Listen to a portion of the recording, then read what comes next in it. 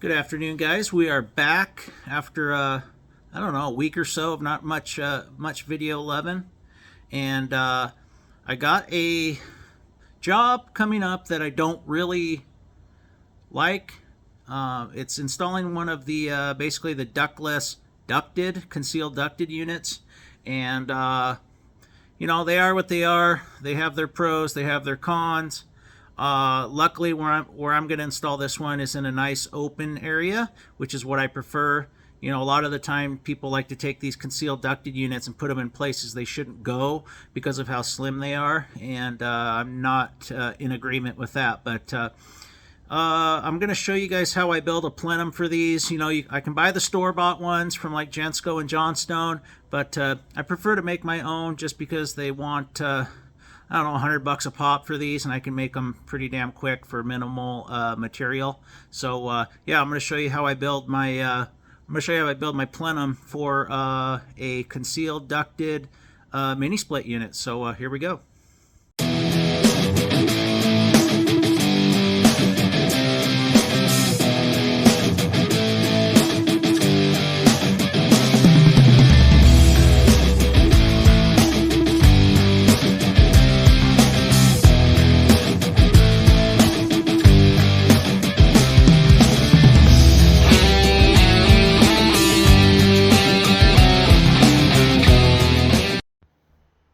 Alright guys, so the concealed ducted unit, it's a mini split unit that is a ducted unit. So it's basically it's a little pancake shaped long rectangle unit that is very slim as far as how tall its height, and then its depth is longer. So these units are usually 36 by 10, something like that, as they're finished. But let me show you what we're gonna build.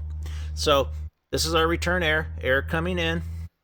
The outlet on it is 8.5 by 35.5. We're gonna flare it out to 16 by 35.5 so we can put a 14-inch collar on here, ATTO, and that's gonna be our return air coming back. And then we have our supply connection here, air going out, 7.5 by 33, and we're going to flare it out to 14 by 33 so we can put a couple of 12s on there, a 12 and a 10, whatever we need for our design, with dampers on it, so we can so we can balance out the static, get the static dialed in where we want. These units are pretty nice where they're 0.08 static, so you can put quite a bit of duct on them without any issues. They're not like your old concealed ducted that were 0.3 to 0.5, which kind of left you limited on how much duct you could put on them. And then each of these fittings is going to be 12 inches long. Figure that's good. These are going to flare out both directions, so there's not a lot of offset there. So 12 inches will be just fine for this growing 7.5, and this one growing 6.5. So let's get building them. All right, we got our usual suspects here to put everything together. We got our hand seamers, our tongs. We got our red snips. We got our thumping stick here. We got a nice screwdriver, scribe for 1.5 inch, which I will need for this. I got my nice Andy snips here, bench snips. I got my small scribe here, and of course I got my 4-foot ruler here. So yeah, let's do some building. Let's get started. I'll show you how we start building we'll start with our supply transition.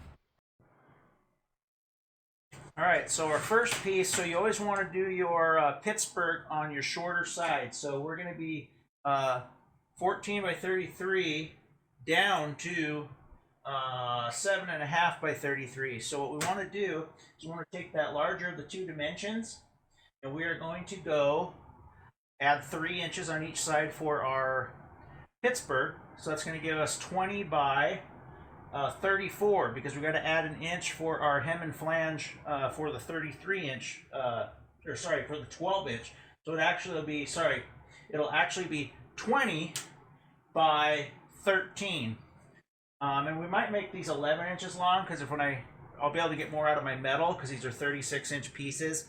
So I might go 11, and then so each of our stretch out pieces will be 12. So 12, 12, 12. We can get more out of our metal. So we'll start by slicing this at 20 inches. And where's my marker at? And that's not a good one. That's probably a good one. So we're gonna go 20. And this is 26 gauge metal. Because there's not going to be any weight on these, so we don't have to worry about rigidity so much. We just want it to be strong enough to where it's not going to tin can when the fan kicks off and on. And on these concealed ducted, the fans are very gentle, so you don't really have to worry about that too much. They don't turn off and on really violently like some of the unitary systems do. So there's our 20. We're going to cut this, get this cut, and then I'll show you the next step.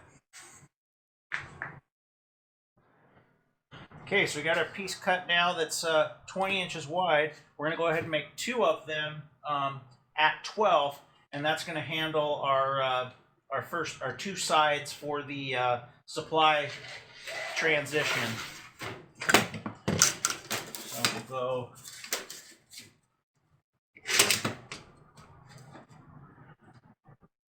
12 and 24. We'll go 12, and this line's going away. So we'll have 2 pieces that are going to be 20 by 12. 1.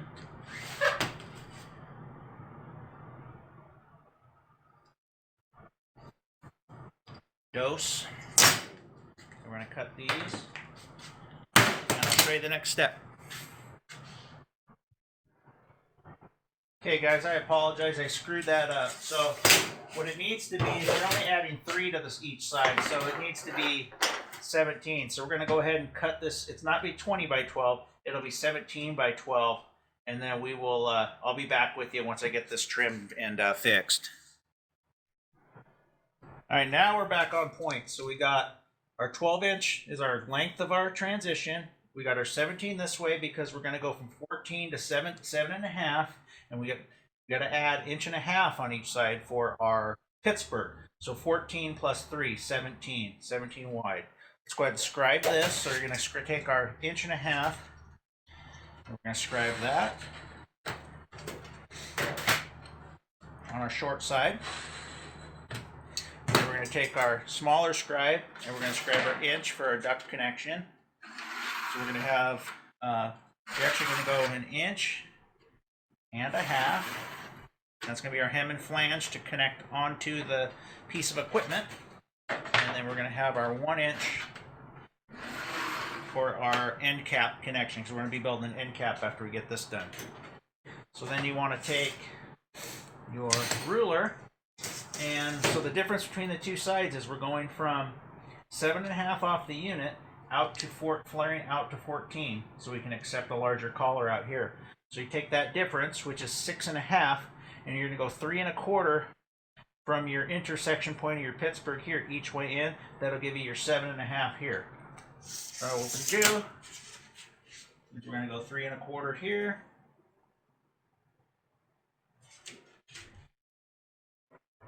Inch and a half. We'll be at 12, and then we can just go to half here, and we can just make that 5. So there we got our 2 intersection points, and then we're going to dot there, and then we can just in there.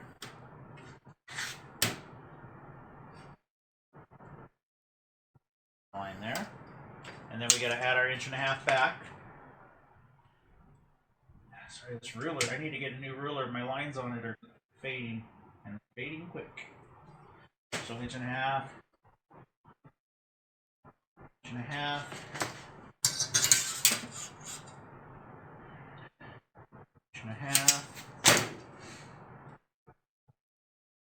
inches.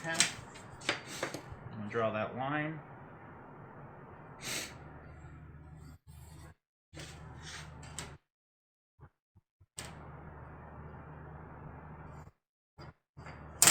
Just like so.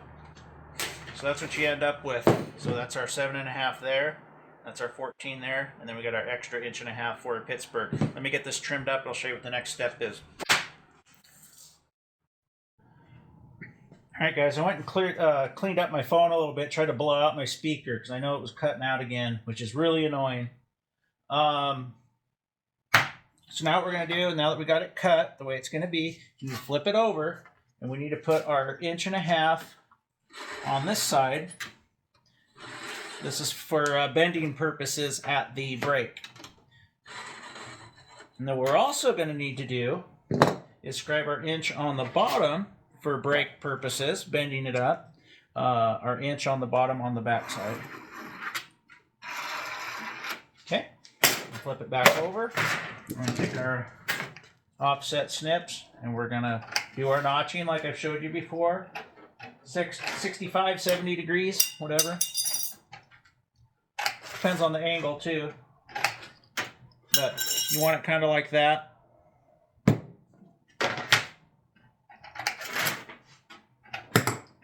You get a feel for it if you've done it enough times like I have. Okay, so that's what that's going to look like. And then we got our 1.25 inch scribed on the back here, and we got our 1 inch scribed on the bottom here. This side doesn't matter because that's just going to get an end cap. Let's go over to the brake. All right, you guys remember good old achy breaky Hart here.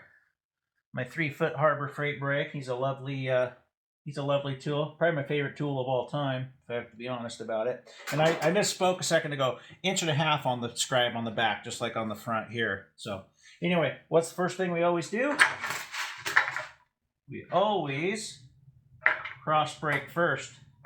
Just a little memory on it there.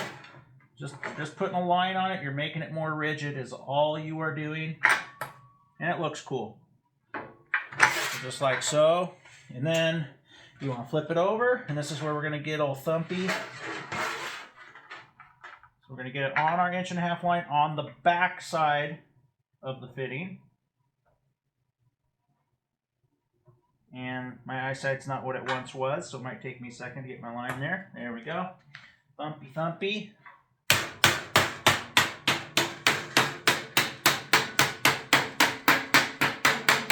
And then we're going to break that up like that. And we're going to hammer him back down.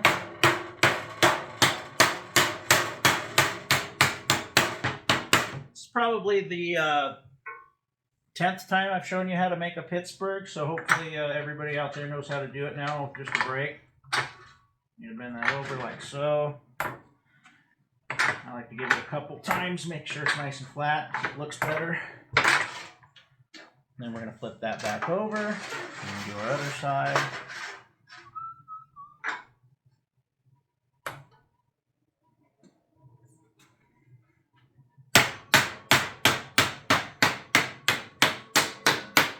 Hammer it as much as you can. Bend that up. Repeat the process, as they would say in Canada.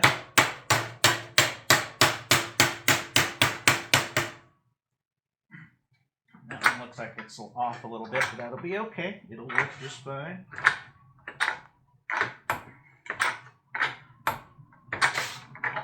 And that's what you got, okay?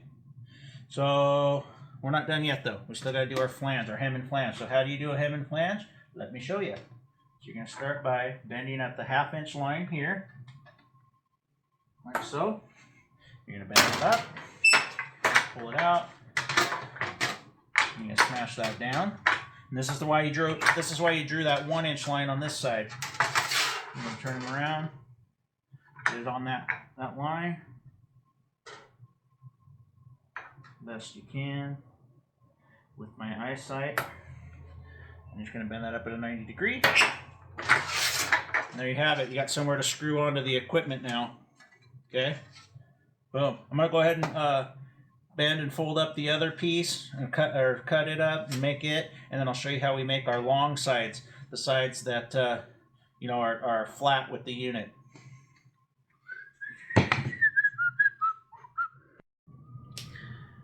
Okay, we are back over here to the table. Let me shut that door. There's a glare there. There we go. should be easier to see now, possibly. So we got our flat side. So these are going to sit just like this on the unit, right? Okay. So now we need to make our 2 long sides. How do we do that? Easy enough. So all we do is we measure from inch to our scribe inch to our other side, and it grew a 1/2 inch. So we got from this point to this point at an inch. Sorry, this point to this point is 10.5. So we need to add our inch here and our inch here for our hem and flange, and that'll give us 12.5.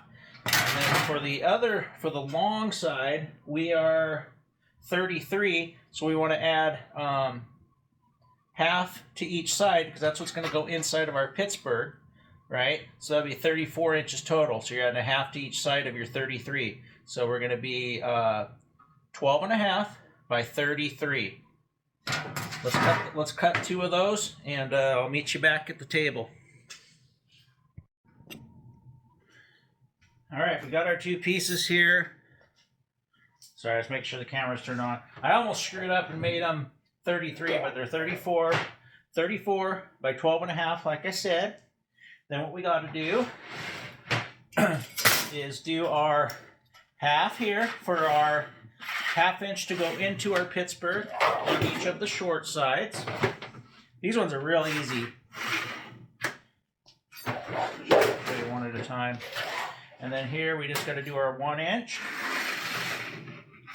And then we got to do our 1/2 for our hem and flange there. And our 1 inch here to accept our end cap.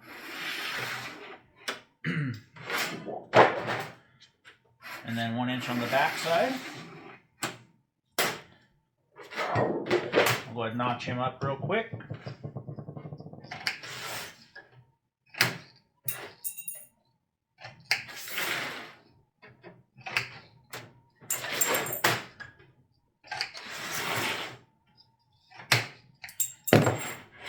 One more.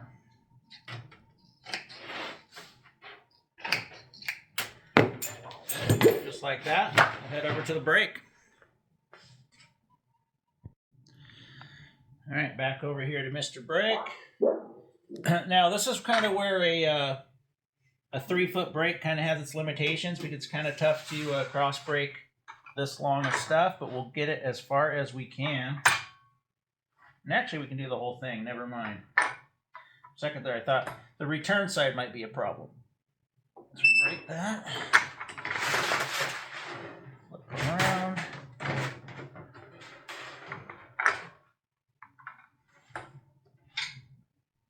And this one couldn't be any easier. So then we're going to take our 1/2 inch and bend it up.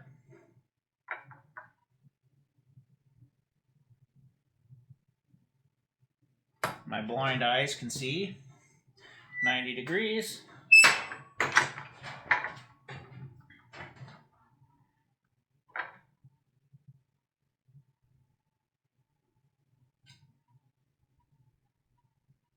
Well, I really can't see this. All right, there we go. 90 degrees. And then, be right back. I'm going to grab my tongs. Then we got to do our hem and flange on this side. So then all you do is you take your tongs, you just bend this side a little flat so we can get it in our brake, back in our brake. Same with this side. Like so. And then we're going to go ahead and do our hem and flange on the 1/2 inch first. Just bend that up as far as you can.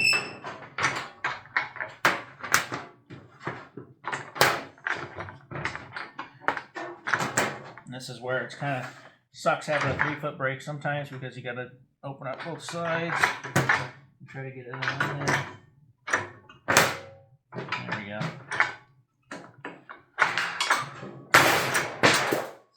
See what I mean? Oh. But now that I got it bent down a little bit, I can put the whole thing in there. Nope, still don't have the center. You gotta use both hands. You're gonna have to mess with fitting up. Darn it. Sorry about this, guys. I'm fumbling a little bit. Can't get some in there. There we go. Finish bending it like so. Working with what we got here. And then that's why we gave a relief on our 1/2 inch pocket, our 1/2 inch 90, is so we could get that in there.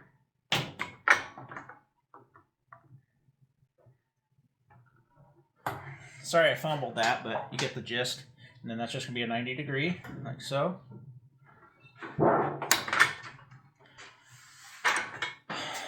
And we take our tongs, we just bend this back the way it was. No harm, no foul. Like that. Do this one more time, do it to the other piece, and we'll put it together, and then we'll make the end cap.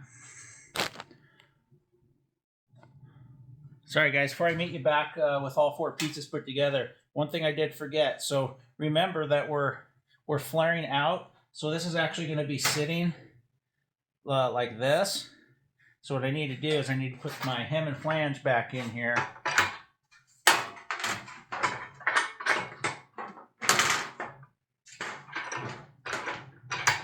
Like so.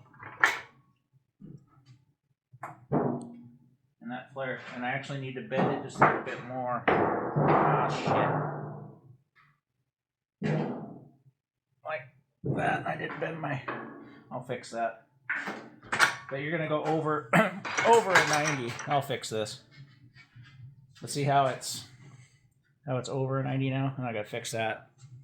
All right, let's go. I'll show you the finished stuff. All right, sorry if I bumbled that a little bit. It's kind of hard once you start getting longer than 30-inch pieces on a 3-foot brake. It kind of gets a little awkward. So let's do some assembly. So we got our side here. We got our long sides here. I'm gonna move my hats out of the way because I don't want to scratch my hats up. Oh. Get out of there. All right. So you can see this is why I bent that over, and I might need to do it, fine tune it a little bit. But that actually looks pretty good. Looks very good. For now, we'll just get the corners.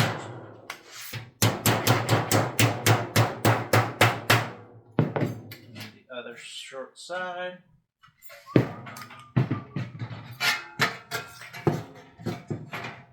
I kind of like doing these little concealed ducted. They're kind of a pain in the ass, but this one I don't really have any choice in the matter. I'm not going to put a full air handler up there.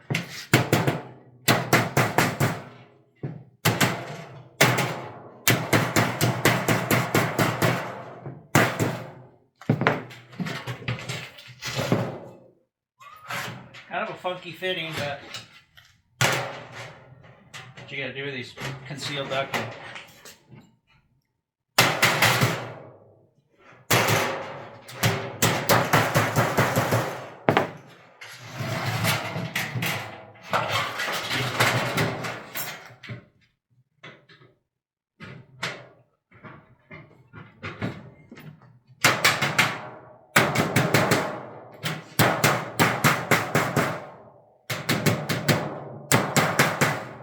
To do now that I got them all where they're going to be, you just flip it.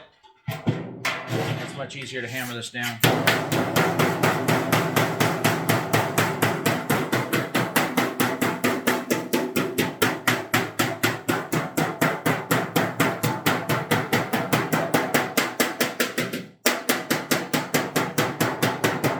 Okay, do that 3 more times and then we'll work on the end cap.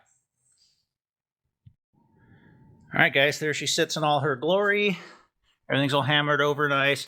I know I'm not using a sheet metal hammer. I've heard it all before.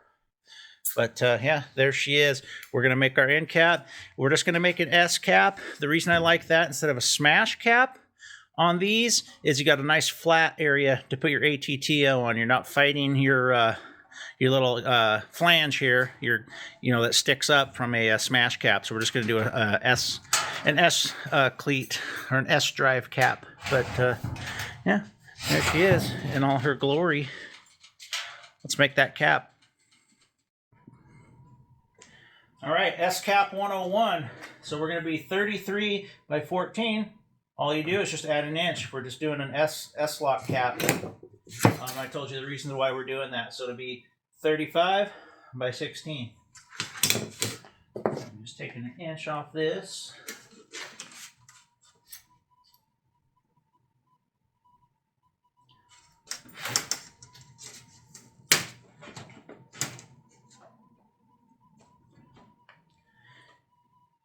If I had a big sheet metal shop, I'd do a Pittsburgh on those other ends, and I could just Pittsburgh down a cap, look kind of cool, but why go to all that effort just for this? I got plenty of S cleats.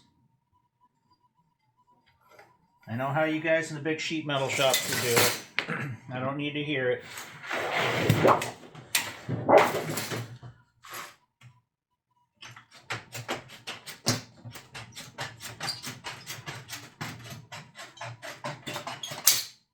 More than one way to skin a cat.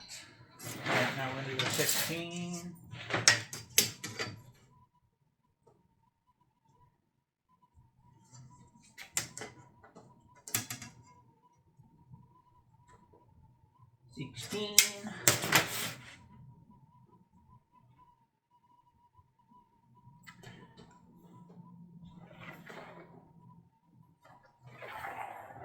Okay, I'll get that piece cut and I'll be back. All right, got our piece here, a 35 by 16. We're just going to do 1 inch on all four sides. 1, 2, 3, 4. We're just going to do our 65, 70 degree notches, like so.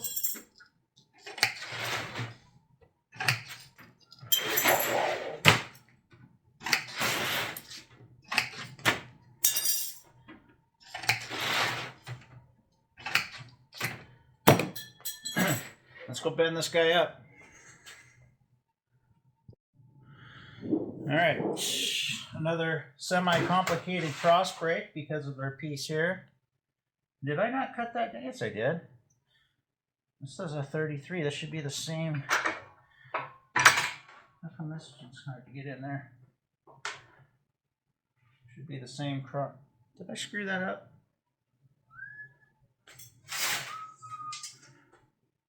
33.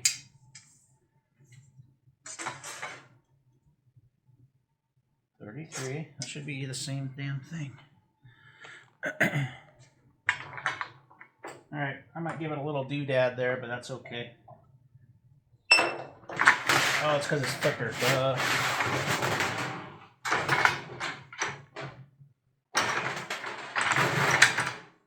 Again, the trials and tribulations of having a 3-foot break sometimes, not a big deal. We'll make it happen. So, then what I like to do is we're going to start on our long side.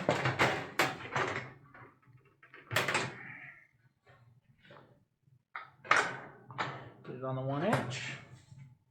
I'm going to go 90 degrees. Put that in there. 90 degrees, much as you can.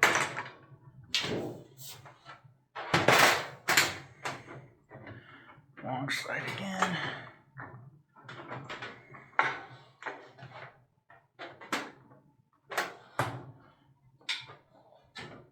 Degrees, as much as you can.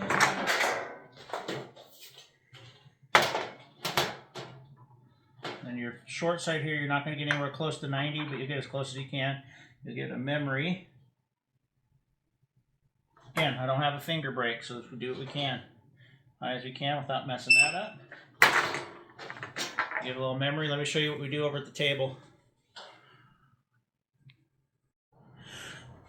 All right, so you can't ever get this last side all the way bent over. So all you're going to do is just take your tongs. It's already got a memory. Just finish it off. Get it to its 90 degrees. And go work it slow so you don't put any dings around it out. Just go slow at a time. Get it all the way there. And this side didn't really get bent over quite enough. That's pretty good. Just make sure all your sides are clean. Okay.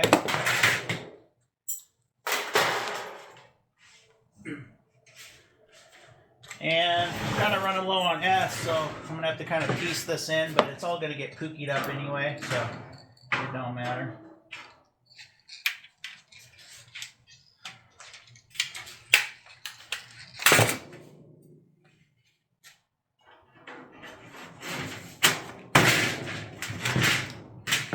Just going to piece the sides in. It's like I don't have one long enough to go all the way, so we'll piece it together with two. Not a big deal.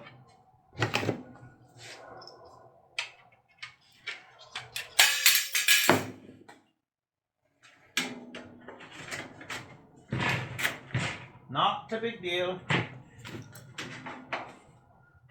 I've done worse.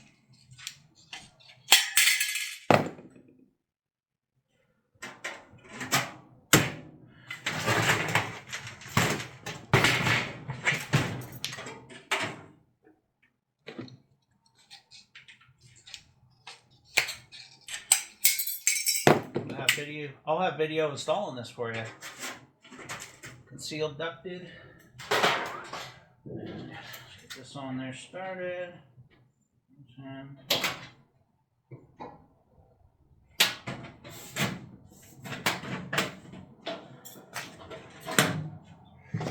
your trusty screwdriver here.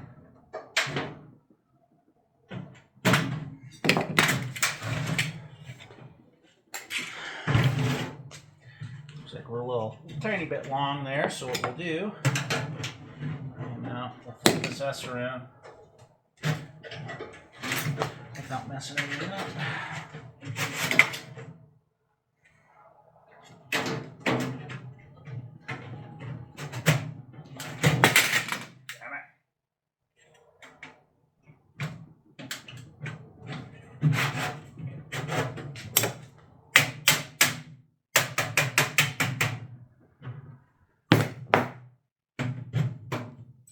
So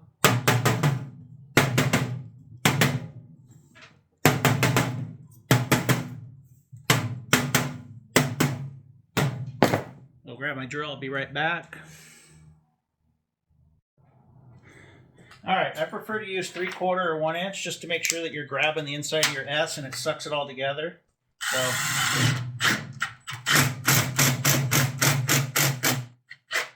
do it until it stops ratcheting. Then you know you got it all pulled together.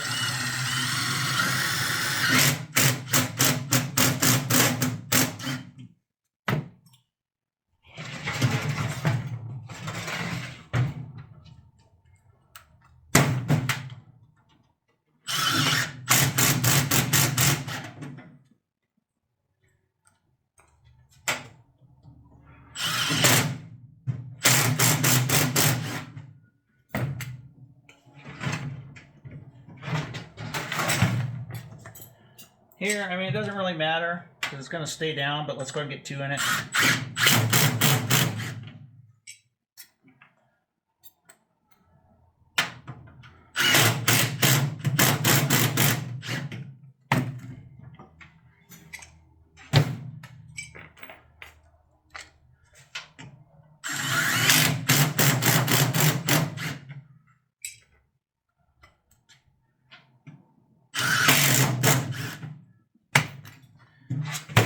Check on the inside, make sure that it sucked the S in all the way around, which it did. Then what we'll do is we'll just take some Pookie and Pookie the inside real good, and we'll be ready to rock and roll. build the return. The return one's going to be just like this, just a little bit different of a dimension. So let me show you. So let me show you this. That's why you want to use the longer screws to see how it sucked the S in all the way. If you use 1/2 inch, sometimes it won't reach. You got to end up trying to stick your hand in here and hold your S down so it'll grab. Just use the longer screws. You don't have to worry about doing that.